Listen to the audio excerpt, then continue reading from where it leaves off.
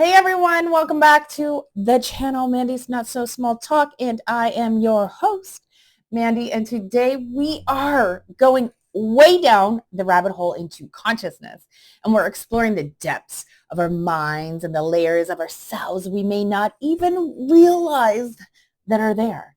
So if you've ever wondered about the different levels of consciousness, conscious, subconscious, unconscious, and even the superconscious, and how they actually affect everything from your daily choices to those things that you just can't explain, then this video is for you. So we're also going to be looking at projections, parts of ourselves that we can feel like demons, the phenomenon of Kundalini awakenings, and how the body stores trauma. And stay tuned for some examples and personal insights on how these concepts are more intertwined than you think. So remember to hit like, do that now. Hit subscribe, do that now. And if this topic resonates with you, just share it with someone who might benefit from it. Quick disclaimer though, before we dive in. I'm not a therapist or a psychologist. I'm just deeply curious and I'm sharing what I've been learning on my own healing journey. So let's dive in together and hopefully you're going to find some insights to apply to your own life. So let's start with a quick map of the mind. So when we talk about consciousness, we're talking about layers, each with its own role in shaping who we are. First, we have the conscious mind. This is what we're fully aware of. So our thoughts, our feelings, and our daily decisions. Then we have the subconscious, and it stores memories, habits, and learned behaviors that actually influence us even when we're not actively thinking about them. So you might compare it to like a filing cabinet of like past experiences that shape how we react to things. Then comes the unconscious mind, which is even deeper. This is where we tuck away things that we don't want to see or that we just like we can't see. It's the home of the shadow self where we may keep painful memories, suppressed emotions, or even unexpressed desires. So psychologist Carl Jung, he describes this shadow as parts of ourselves that, if left unacknowledged, can actually cause us to project those on to others. And at the highest level of the superconscious, this is a spiritual or a transcendent level. So this is where our intuition and our higher wisdom live. And some people describe this as our connection to the divine or universal consciousness. So when we're aligned with our superconscious, we feel a sense of oneness and we're able to tap into insights that are just beyond our everyday mind. So one of the main ways the unconscious mind influences us is through projections. So this is when we take hidden parts of ourselves, parts that we don't want to see or we don't want to accept, and then we project them onto others. Think of it as like looking into a mirror without realizing that it's reflecting you. You are not aware that you're projecting. You are not conscious of this. So we often think of projections as negative, like feeling irritated by someone's arrogance or laziness, only to realize that it's a trait we haven't accepted in ourselves. But projections can be positive too. Something Carl Jung called the golden shadow. So that's when we admire qualities in others like confidence or creativity or kindness, because deep down, they're traits within us that we haven't fully owned. Let's say you feel unexpectedly annoyed when someone is extremely kind or affectionate and calls you something like sweetheart or dear. Instead of enjoying it, you actually kind of feel uncomfortable or defensive. Why? Because a part of you might long to be loved in that way, but then another part of you may believe that you're unworthy of such care. So this simple term of endearment actually triggers your shadow. So the shadow essentially says, look at this part of yourself. You haven't accepted it yet. It's actually just an invitation to heal. This was something that I actually had to heal within myself.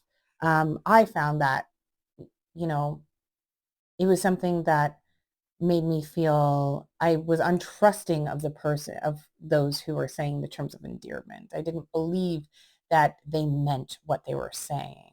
I often felt like it was fake. Um, and I would recognize myself feeling these things, but I also recognized that it was my work and then I had to work through that, and that it was really about me and I had to actually integrate this within myself. And now I have started being able to use terms of endearment more because it was actually something that I wanted to be able to um,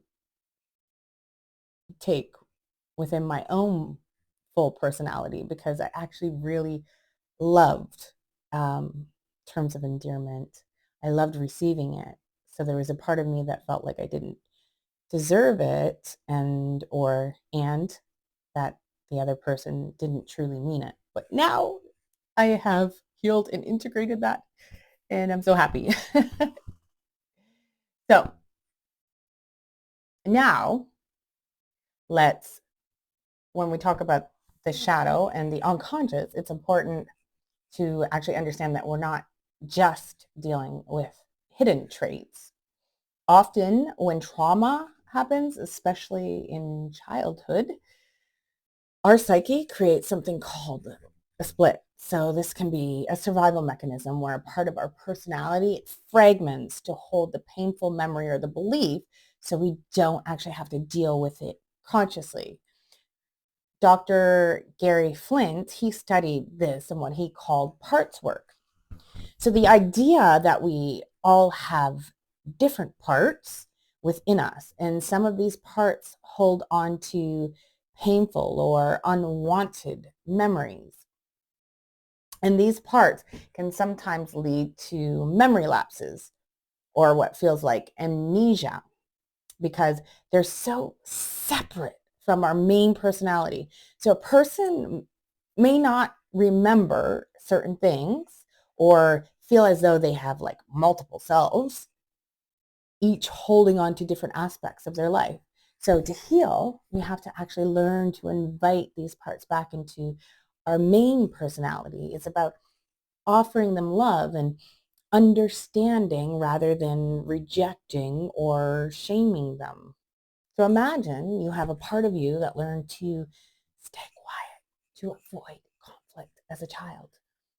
So as an adult, that part may surface anytime you're in a challenging situation, making you feel paralyzed or unable to speak up. So when you recognize that part and you invite it back with love, you can say, thank you for protecting me. I understand why you were there, but it's safe now. And by doing this, you can help that part integrate so it no longer controls you. Okay, so now let's talk about what some traditions call demons. So in many ways, these demons are just parts of ourselves that we've pushed away so long that they've grown hostile or aggressive because they're rejected. They're stuck in kind of a negative loop, and they start to feel like an actual separate entity. So there's separate entities taking over our personalities when triggered. And these demons aren't actually external beings. They're just hurt, disconnected parts of ourselves that actually need to be accepted and loved and brought back into our wholeness. So when we think of someone acting out in a way that like seems possessed, it's often just that these rejected parts are actually taking the wheel. So the more love and understanding and compassion that we can offer, the less power these parts will hold over us. All right, so this then leads us to the physical body. Dr. Bessel van der Kolk's book, The Body Keeps a Score, explains how trauma is actually stored in the body. It's not just stored only in the mind, it's stored in the body. So muscles, fascia, even our organs can hold on to traumatic memories, which is why certain physical sensations or pains can actually trigger emotional memories. So when trauma is actually stored in the body, it becomes trapped energy that actually needs to be released. And so this is where practices like somatic therapy or movement meditation come in. So by letting the body express itself without restrictions, by shaking, dancing, stretching, we actually allow the energy to release. And this release, it can look dramatic, almost like an exorcism as we actually let go of years of suppressed pain. So in some cases, this release could be called like a Kundalini awakening. Kundalini energy is often described as like a serpent, like energy at the base of the spine, that when released, it rises and flows through our chakras, releasing blocks and allowing divine energy to flow. But for some, this energy release, it can look intense and it can even be frightening as the body processes years of stored pain and fear. It's not an external demon leaving the body. It's just simply repressed energy finding a way out so that it can actually finally be free. Okay, and here's where the superconscious comes in. So when we align with our superconscious, our highest selves, or our divine wisdom, we create space for healing to happen at all levels. So the superconscious is a space of pure love, compassion, and wisdom. So when we tap into this higher state through meditation, prayer, or creative expression, we invite parts, shadows, and energies to heal. So the superconscious, it's like our higher self, the part of us that sees all things as connected and knows that healing is not about erasing our past, but it's actually about accepting it fully. So the more that we allow this wisdom to guide us, the easier it becomes to integrate every part of ourselves and then find a sense of peace. All right, we've explored the conscious, subconscious, unconscious, and superconscious layers of the mind. And we've talked about projections and how shadow parts can feel like demons and how the body, it holds on to trauma.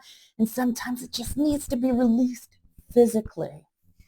So the journey of healing is ultimately about becoming whole, inviting every part of ourselves to come home and letting our superconscious guide the way. So when we bring body, mind, and soul into alignment, we actually tap into the Holy Trinity within ourselves, becoming whole and integrated.